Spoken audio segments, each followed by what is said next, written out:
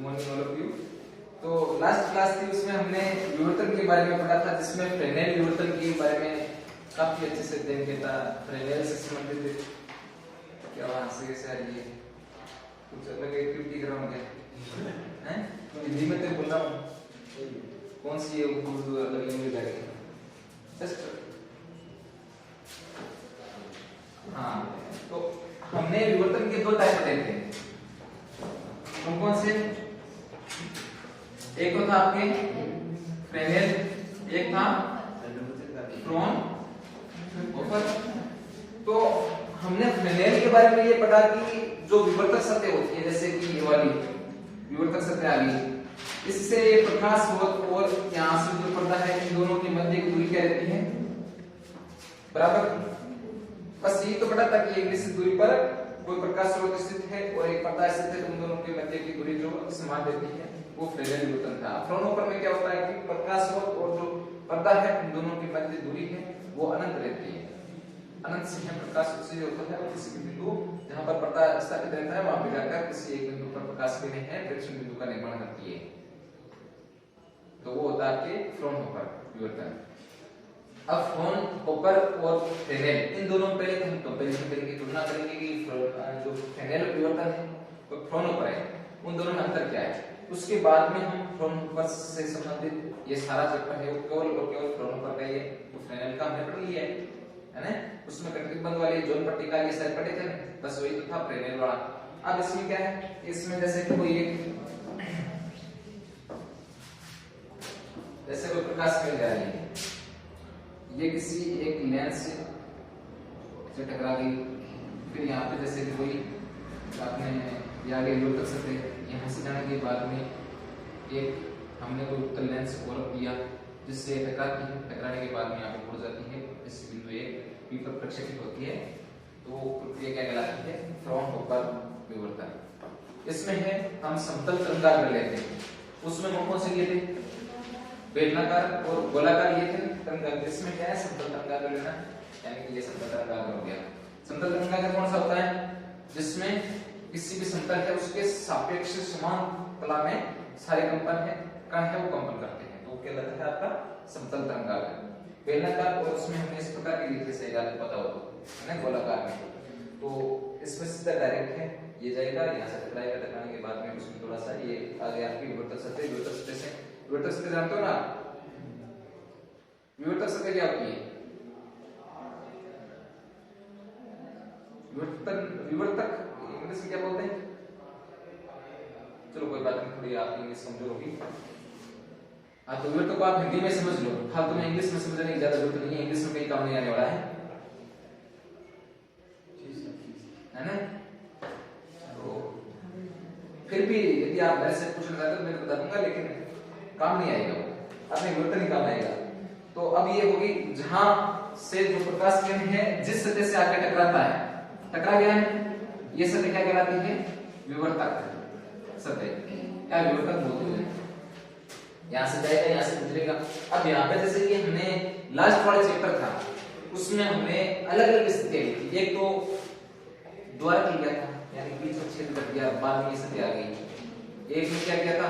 बीच में ये रख दिया था, ऊपर और नीचे ये खाली रख दिया था।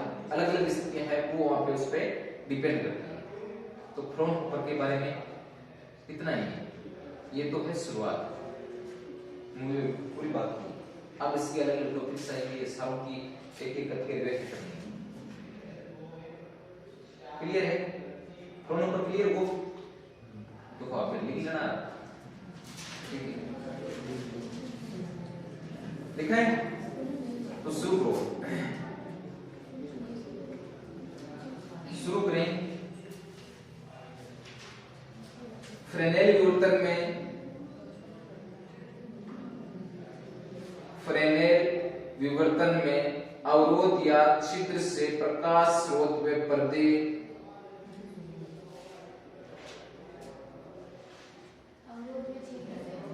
अवरोध या छिद्र से प्रकाश स्रोत व पर्दे, प्रकाश स्रोत व पर्दे दोनों की सीमित दूरी, दोनों सीमित दूरी पर स्थित होते हैं। प्रकाश स्रोत और पर्दा दोनों समान दूरी पर स्थित होते हैं, जबकि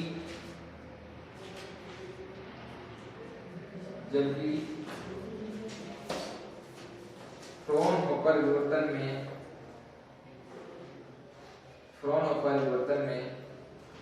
प्रकाश स्रोत व पर्दा दोनों के मध्य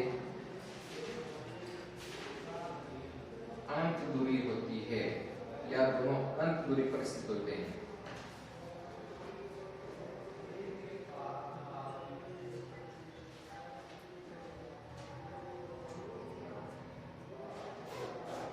इसमें प्रकाश स्रोत S को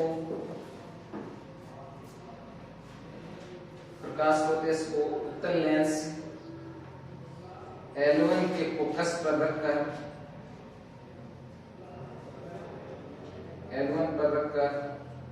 समतल तरंगाग्र प्राप्त करते हैं।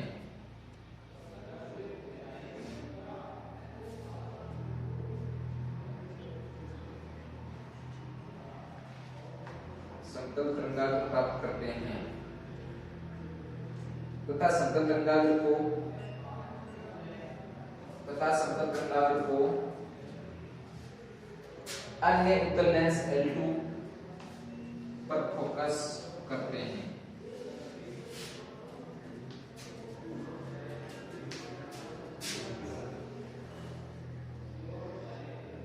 अब देखो ये जो लैंग्वेज ऑफ मैग्नेटिक स्पेस लिखी है, ये आ गया आपके प्रकाश स्रोत, जिससे ये गोलीय तरंगाग्र है वो जा रहा है कोसाइन तरंगाग्र मान लो, यहां से ये किसी उत्तल लेंस में जाके गिरेगा, जिसको हमने कौन सा नाम दिया है, कौन सा उत्तल लेंस है, L1। अब L1 से गुजरने के बाद में हमने क्या किया, इसको फोकसित कर दिया, तो उत्तल लेंस है वो क्या करेगा, इस गोलीय तरंगाग्र को समतल में बदल देगा। बदल दिया, समतल से बदलने के बाद में हमने यहाँ पे क्या रखी, विवर्तक रख दिया। विवर्तक रखने के बाद में हमें पता है कि विवर्तक से क्या होती है, विवर्तक से प्रकाश केंद्र पर क्या इफेक्ट पड़ता है,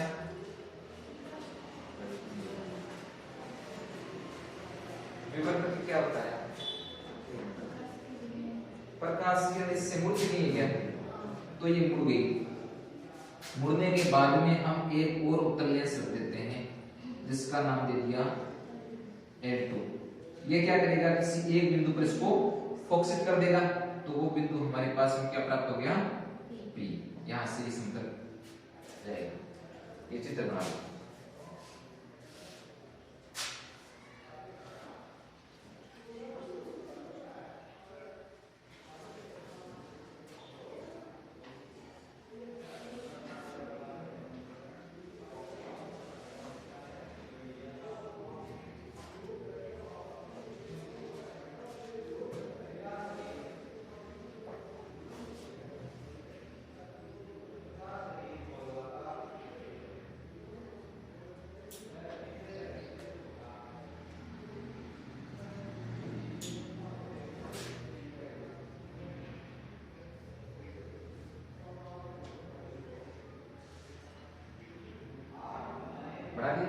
अरे ज्यादा इसमें विस्तार पूर्वक से नहीं, सुंदरता नहीं करनी है, डायरेक्ट है ये चित्र। तो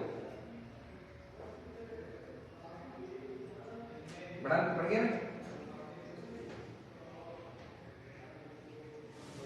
अरे ज्यादा नहीं यार, बोली कितनी यार उस लड़का के हो गए हैं, डेकोरेशन कर ला जो है।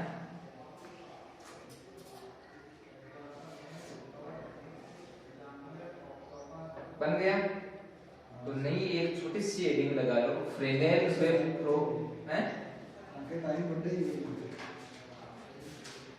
टाइम बढ़ा के हमें इस क्लास वाच टाइम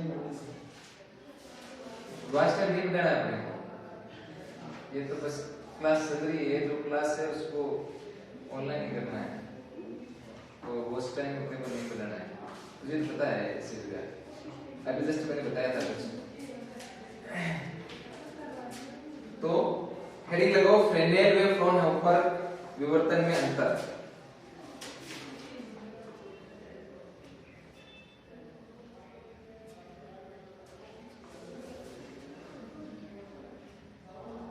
अरे क्या हुआ, वर्गी की कॉपी कितने नोट्स को लिखे हैं?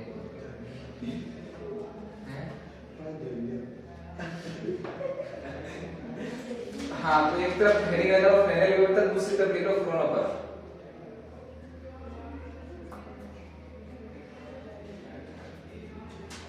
ये जो आपकी आवाज है ना, जो आप धीमी आवाज बोलते हो तो भी सुनाई देती है, बता दो। हाँ, तो फ्रेनेल में अब जैसे दोनों में अंतर लिखना है, तो अंतर लगभग तो आपको पता है कि इन दोनों के मध्य प्रकाश पर्दा व प्रतिबिंब है। जो पर्दा और प्रकाश स्रोत की मध्य दूरी से वितरित ये एक बिंदु पर केंद्रित करता है, ये नहीं करता, दूसरे में दोनों में ज्यादा अंतर तो है नहीं, पर 4-5 एग्जांपल है वो लिख दो आप। जो फ्रेनेल में लिखो आप एक नंबर लगा के, स्रोत व पर्दा विवर्तक से सीमित दूरी पर स्थित होते हैं। फ्रेनेल में लिखो स्रोत व पर्दा विवर्तक से समान दूरी पर स्थित होते हैं। दूसरे वाले में लिखो स्रोत व पर्दा अनंत दूरी पर स्थित होते हैं। 2 नंबर लगा के लिखो आपतित तथा विवर्तित तरंगाग्र या तो क्या होते हैं, बोलिए, या आपतित या विवर्तित तरंगाग्र, आपतित या विवर्तित तरंगाग्र या तो गोलीय होते हैं या बेलनाकार। दूसरे वाले में लिखो दोनों क्या होते हैं, समतल होते हैं। तीसरा लिख दो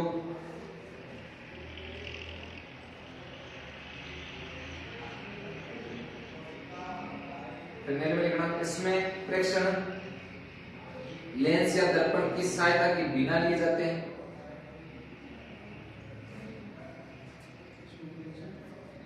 फ्रेनेल में कोई इसमें प्रेक्षण लेंस या दर्पण की बिना सहायता के लिए जाते हैं, without help of any mirror and any lens. Are you understand in English? If you don't understand say tell me, I repeat in Hindi. हाँ, next difference between the Fraunhofer विवर्तन प्रेक्षण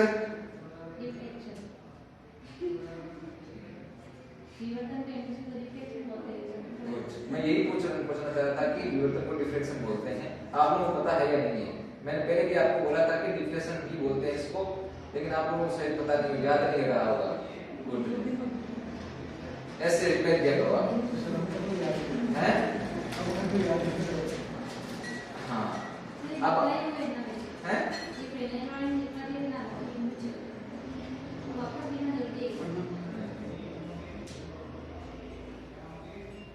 हाँ, तो डिफ्लेक्शन लिख दिया, क्या लिखा था आपने? अरे डिफ्लेक्शन नहीं, विवर्तन लिख दो, क्योंकि विवर्तक प्रकाश दूरदर्शी द्वारा देखा जाता है। लिख दिया? हाँ, अब फ्रेनेल वाले में लिखना, इसमें विवर्तन प्रारूप विवर्तक स्रोत व पर्दे की दूरियों पर निर्भर करता है। विवर्तन प्रारूप विवर्तक स्रोत व फ्रेनेल में, हाँ चौथा पॉइंट, विवर्तक प्रारूप विवर्तक स्रोत एवं पर्दे की दूरियों पर निर्भर करता है फ्रेनेल में।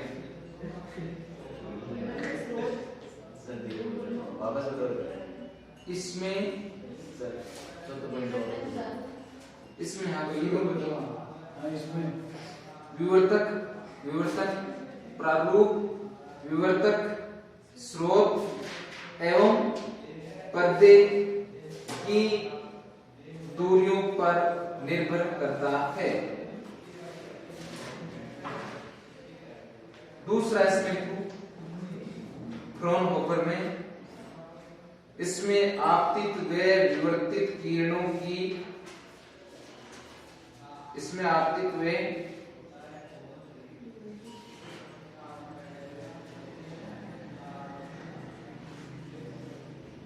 विवर्तित किरणों पर निर्भर करता है।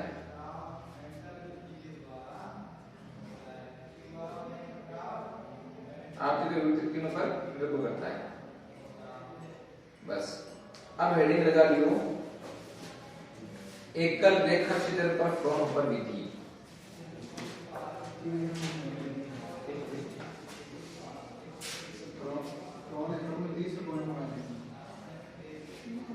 तीसरे पॉइंट में लिखो, प्रेक्षण लेंस की सहायता से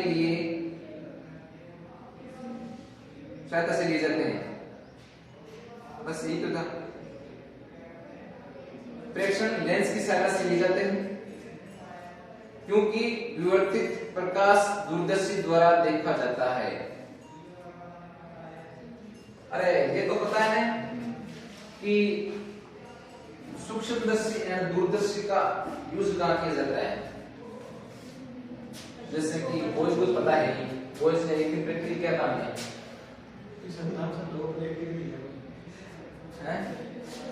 मंडे से रेगुलर होगा, मंडे क्या जब भी होगा ना, डेली का प्रैक्टिस होगा ये, केमिस्ट्री और फिजिक्स।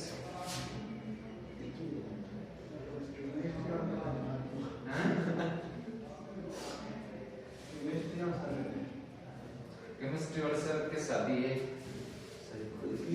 हाँ तो वो भी 2-3 तारीख की है सर। क्या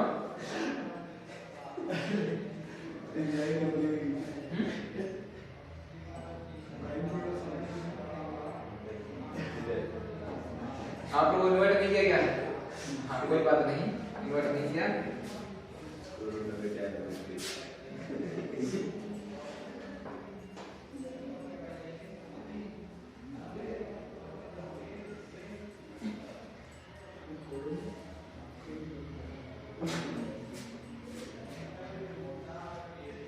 क्या बात है?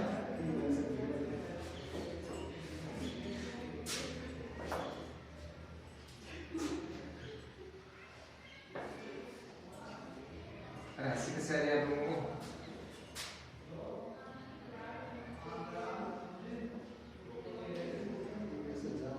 हैं? कौन कह रहा है? क्या जाऊं?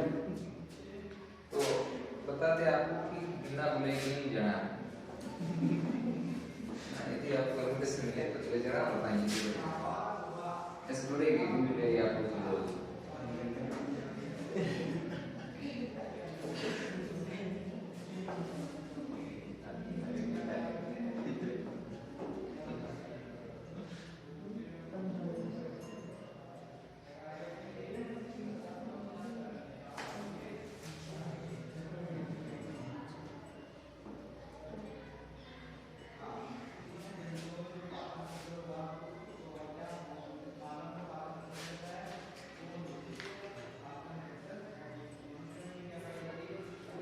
तो नाम सा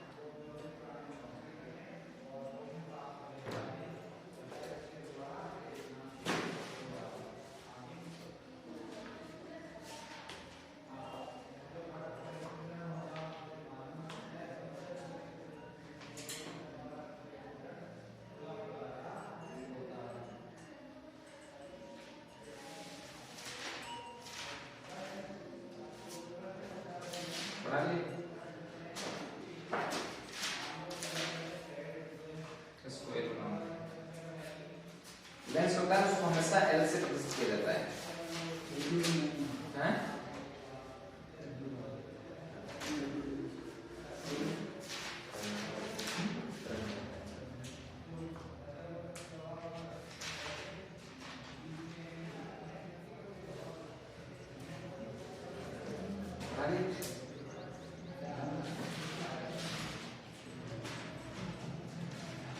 हाँ, एक ध्वनि प्रकाश स्रोत सरल देखिए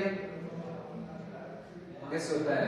अरे वो एक दिन हम बात कर रहे थे सोडियम लैंप वाला, तो सोडियम लैंप तो सबने देख लिया। हाँ सर। अब बाकी ये दूरदर्शी है, दूरदर्शी हैं आप लोगों ने देखे, गर्ल्स में नहीं देखे।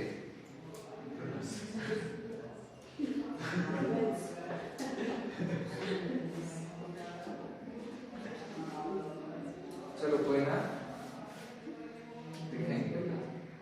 हाँ, तो अब टॉपिक अपना एकल रेखा चित्र पर फॉलो कर लीजिए। अब इसमें क्या करना है, पूरी पहले चित्र के अकॉर्डिंग इसकी लैंग्वेज लिख दो। बस इसमें ये बताना है कि पदांतर कितना होता है और कलांतर, बस ये चीज बतानी है। और बस ये आपके लिए तो शुरुआत हम कैसे करेंगे कि सबसे पहले हम लैम्डा तरंग देने वाले किसी एक ध्वनि प्रकाश स्रोत से प्रकाश को समांतर जो तरंगाग्र है, ये वाला हो गया W एंड F, ये क्या है, समतल तरंगाग्र है। तो इसको जब आपतित करवाया जाता है तो हम देखते हैं कि किसी विवर्तक सतह BAB है, वहां पे प्रकाश जाकर आपतित होता है। आपतित होने से हमें पता है कि वहां की जो प्रकाश किरणें हैं वो विवर्तित हो जाएगी, यानी कि प्रकाश किरणें हैं वो उड़ जाएगी वहां से। और यहां से जो अंतिम और प्रारंभिक जो दूरी है इन तरंगों की, समतल जो तरंगाग्र है उसकी कितनी कर दी, ये दूरी मान ली। तो अब हम यहाँ पे ये देखते हैं कि यहां से जब प्रकाश किरणें मुड़ती है तो मुड़ने के बाद में एक किसी लेंस L1 पे जाकर टकराती है। उत्तल लेंस क्या करता है, प्रकाश किरणों को अभिकेंद्रित करता है। ठीक उसी प्रकार से इस जो रेखा छिद्र है उससे गुजरने वाली विवर्तित तरंगें हैं, इस लेंस से टकराने के बाद में किसी एक बिंदु P पर प्रक्षेपित हो जाती है और उसको हम किसी प्रत्येक XY पर प्राप्त कर लेते हैं। बस ये चीज लिखनी। यहां से इस दोनों के मध्य पथांतर, ये वाला पथांतर हो जाएगा, ये वाला पथों का अंतर, ये तो पथांतर होता है। तो यहां से ये हो गया आपके आधार और ये हो गया थीटा यहाँ पे है, तो ये क्या हो जाएगा, लंब। ये हो गया आपकी लंब, ये हो गया आधार। तो sin थीटा बराबर कितना हो जाएगा, लंब बटा आधार होता है, लंब कितना हो गया BK और आधार कितना हो गया, लंब बटा क्या होता है ना। तो कर ये वाला AB हो जाएगा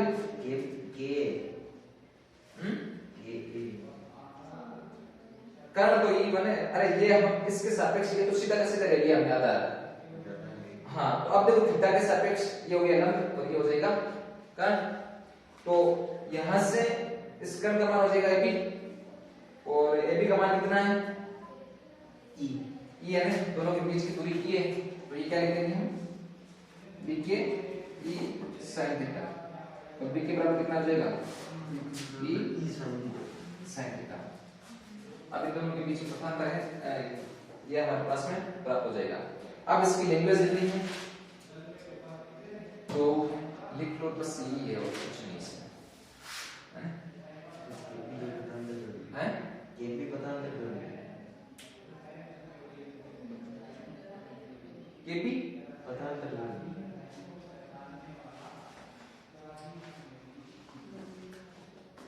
क्या रखा जाता है,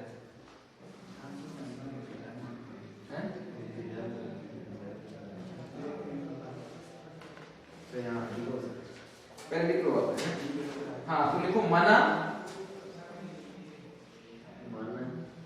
लैम्डा तरंगदैर्घ्य वाले किसी एक ध्वनि प्रकाश स्रोत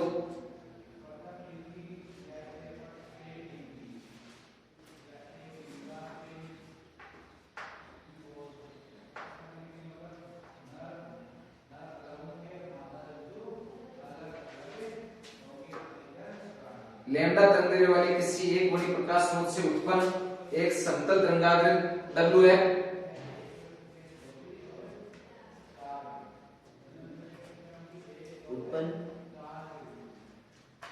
उत्पन्न एक समतल तरंगाग्र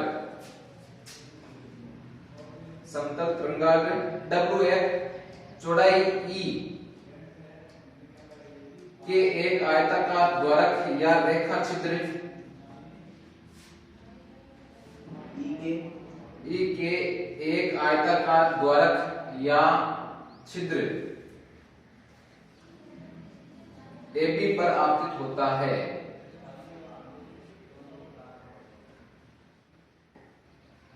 AB पर आपतित होता है। हाइगेंस के तरंग संचरण सिद्धांत के अनुसार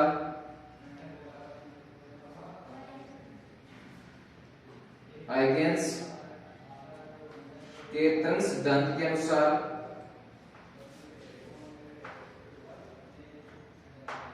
रेखा छिद्र AB पर प्राप्त तरंगाग्र प्रत्येक बिंदु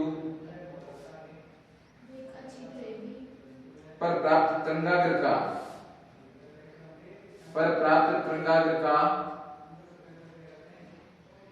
प्रत्येक बिंदु द्वितीयक प्रकाश स्रोत का कार्य करता है। द्वितीयक प्रकाश स्रोत का कार्य करता है। अब मुझे ये बताओ हाइगेंस का जो तरंग सिद्धांत था वो क्या था?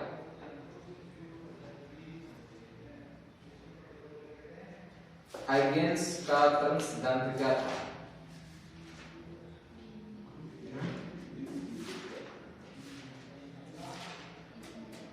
हाइगेंस का तरंग सिद्धांत बस बताओ। हाँ बढ़िया। इसके अकॉर्डिंग यही था ना कि जो हाइगेंस ने बताया कि प्रकाश से वो तरंगों के रूप में संचरित होता है ना, यानी चाहिए निर्वात होते सभी दिशाओं में समान रूप से प्रकाश से उत्सर्जित करता है, यही उसका सिद्धांत था। ठीक उसी प्रकार से एक हाइगेन ने एडिस का सिद्धांत भी दिया था। हाइगेंस का एडिस का सिद्धांत केमिस्ट्री में आपने खूब पढ़ा होगा इसको, और फिजिक्स में भी कहीं कहीं पर आता है। तो वो सिद्धांत क्या था?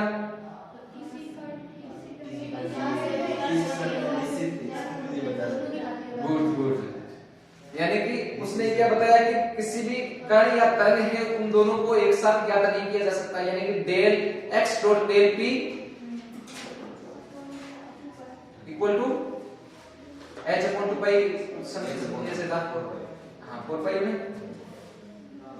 हाँ तो कहां तक लिख दिया? जो आपतित तरंगाग्र कहां तक लिखा था आपका कार्य करता जिनसे तरंगिकाएं प्रकाश स्रोत कार्य करता है, यहां तक लिख दिया। जो आपतित तरंगाग्र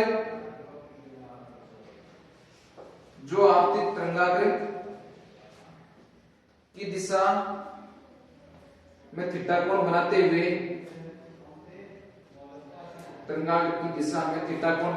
विवर्तित होती है।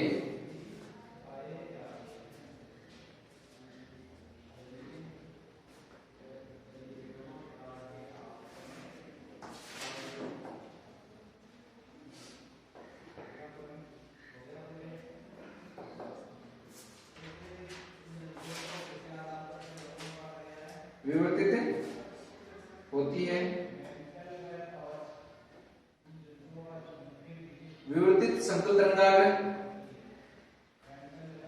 समतल तरंगाग्र कौन सा हो जाएगा? विवर्तित समतल तरंगाग्र कौन सा हो जाएगा? W डैश F डैश उत्तर लेंस L द्वारा पर्दे के किसी एक बिंदु P पर फोकसित होता है।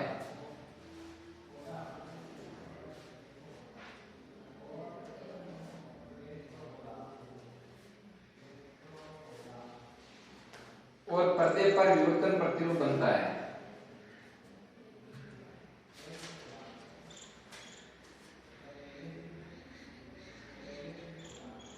रेखा चित्र AB पर्दे पर विवर्तन प्रतिरूप बनता है।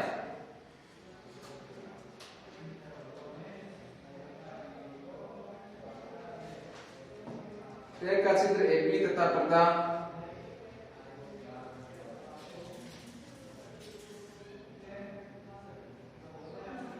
परस्पर समांतर रखें तो कागज के परस्पर समांतर रखें ताकि कागज के तल के लंबवत रहे। ताकि कागज के तल के लंबवत रहे।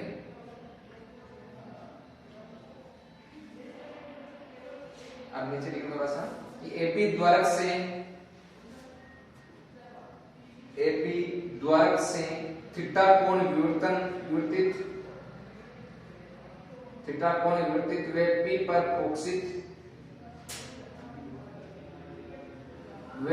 पर फोकसित तरंगिकाओं के मध्य पथांतर ए से बी की ओर लगातार बढ़ता जाएगा। अतः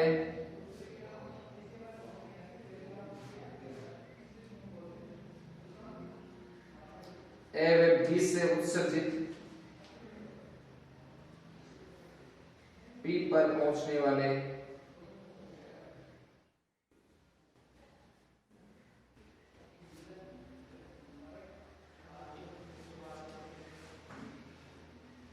तरंगिकाओं के मध्य पथांतर, ये लिखो, इनके बाद इस साइन थीटा सीधा आएगा।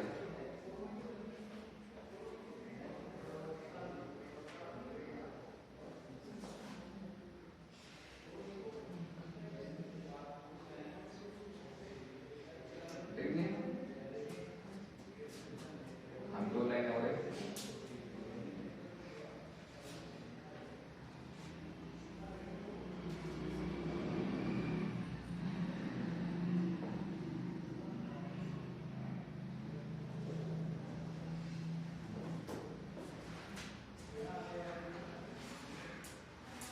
क्योंकि अक्ष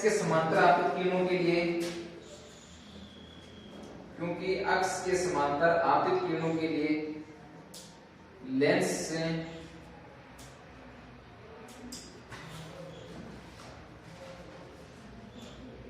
अपवर्तित होकर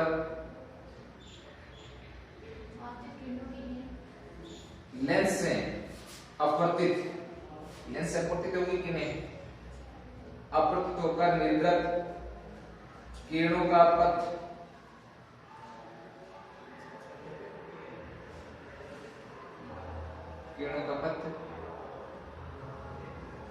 समान लंबाई का होता है। अतः कलांतर बराबर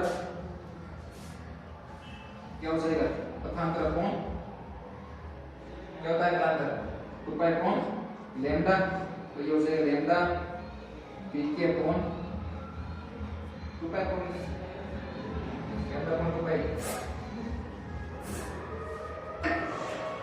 क्या होता है, कलांतर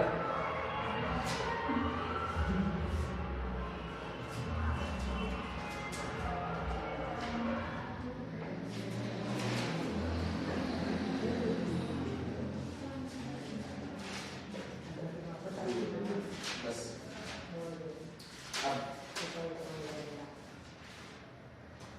अब वापस चल रहा हूँ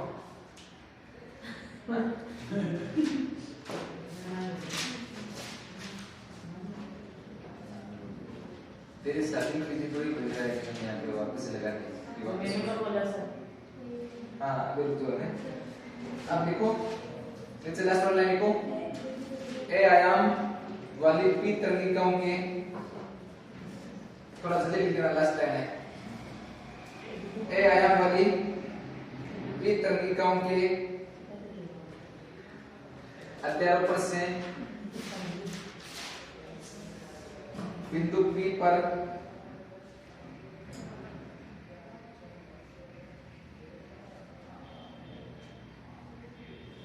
परिणामी विक्षोभ का आयाम ज्ञात करने के लिए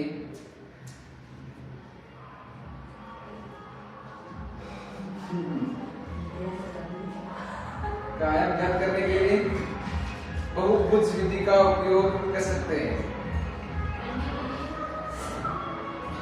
बहुभुज विधि का उपयोग कर सकते हैं।